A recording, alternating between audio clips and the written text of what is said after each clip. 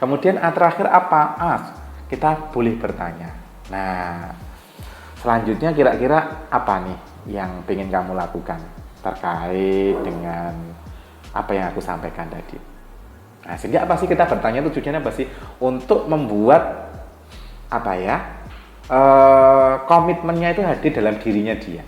Kedepannya apa sih yang akan kamu lakukan? Kedepannya apa kira-kira langkah-langkah yang akan kamu lakukan untuk memperbaiki ini? Nah, sehingga redirection kita ini benar-benar selain kita menasehatin juga kita tanya strategi dia apa, sehingga muncul keinginan dari dalam diri untuk memperbaiki diri. Nah, ini untuk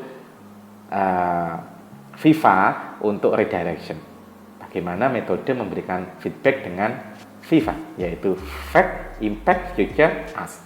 Itu redirection. Nah, menariknya adalah kita bisa gunakan metode Viva ini untuk reinforcement. Ketika orang sudah ngelakuin hal yang baik, kita juga bisa lakuin reinforcement dengan metode Viva. Gimana caranya? F-nya pertama adalah fact. Kita jelasin. Fact-nya apa sih? Kemarin aku lihat kamu itu keren banget loh. Sampai bawain payung untuk klien, sampai ke mobil kamu sampai basah-basahan. Jelasin faktanya apa yang Anda apresiasi di sana. Impact-nya, si klien ini merasa WA aku gitu, dia merasa sangat apa ya, dihargai, dia merasa dilindungi, dia lupa nggak bawa payung, kamu anterin saya sampai WA aku, artimu yang itu tuh keren banget. Nah, ternyata efeknya keren banget loh di sana ya. S kedua, future, kedepannya. Kalau ada klien lagi kayak gitu, wah itu akan jadi kebiasaan yang sangat-sangat bagus untuk organisasi kita. Jadi aku sangat ingin kamu mempertahankan hal ini ke depannya. Selanjutnya, Anda boleh bertanya, kira-kira nih, menurut kamu agar teman-teman kamu itu mau ngelakuin seperti kamu, punya inisiatif seperti kamu, apa sih yang perlu dilakuin teman-teman kamu? Nah, misalnya, untuk kita menggali supaya orang-orang lain di tempat kerja kita punya inisiatif lebih untuk melayani misalnya. Bisa juga kita tanya untuk lebih meningkatkan. Kira-kira ke depan kalau kamu ada klien lagi selain mayungi ya gitu ya, memberikan payung saat hujan gitu, apa yang akan kamu lakuin lagi? Ya mungkin sih Pak.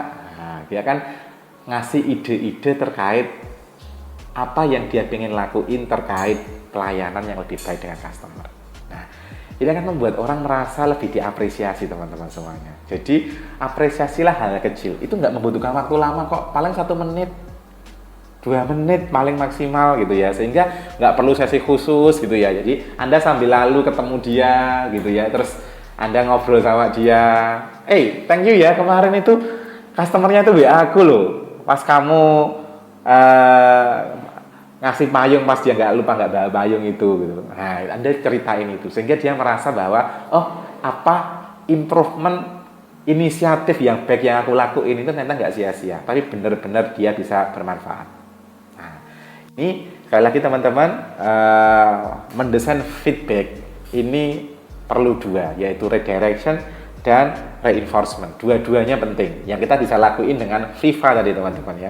Sebagai penutup untuk materi kita reinforcement ini teman-teman semuanya, bahwa riset dari Gallup tentang feedback, bahwa karyawan yang secara teratur menerima umpan balik yang positif, reinforcement, bahasa yang kita bahas tadi, ternyata 80% lebih mau engage, terlibat di tempat kerja. Artinya apa sih? Ketika orang kita ngasih budaya di tempat kerja kita itu reinforcement-nya banyak, apresiasinya cukup banyak di sana, maka 80% orang akan lebih mau untuk terlibat.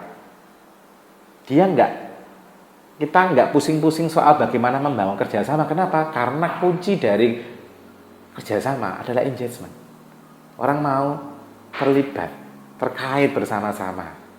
Nah, ketika orang ngasih reinforcement, maka impact-nya sangat-sangat positif. Dan satu lagi teman-teman, kita perlu menjaga.